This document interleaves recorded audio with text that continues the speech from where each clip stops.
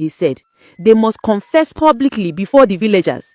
Then a cleansing ritual must be done by the river. Only then will the goddess decide whether to forgive them or take their lives. The mothers ran home heartbroken and trembling. They spent the night preparing everything the native doctor had asked for: white cloth, palm oil, kola nuts, alligator pepper, and fresh water from the stream. They sat beside their daughters, weeping softly, praying to the gods for mercy.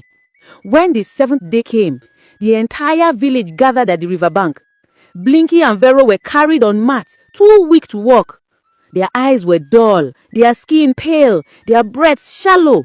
The native doctor stood tall before the crowd, his staff in one hand, his cowrie beads in the other.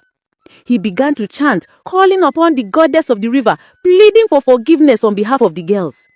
As he spoke, the mothers knelt beside their daughters, crying. The native doctor raised his hand. "Bring the pot!" The old cracked pot, the one that once held the fish, was brought forward. He poured fresh stream water into it and whispered incantations only the spirit could understand. Then he commanded, "Take her back!" The mothers lifted the pot together and gently poured its contents into the river.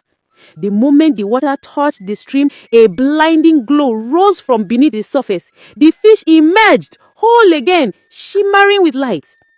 The crowd gasped. As the fish flicked her tail, Blinky and Vero suddenly coughed, their eyes snapping open. Color returned to their faces. They sat up slowly, breathing in relief, weak but alive. Their mother screamed with joy, hugging them, crying uncontrollably.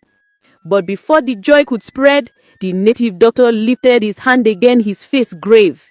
"It is not over," he said. He turned to the girls, his voice heavy like thunder. "The goddess of the river has forgiven you, but her mark will remain. From this day forward, you must return here every 7 days to worship the river. And after you die, one child from each of your generations will take your place. That is the price for your greed."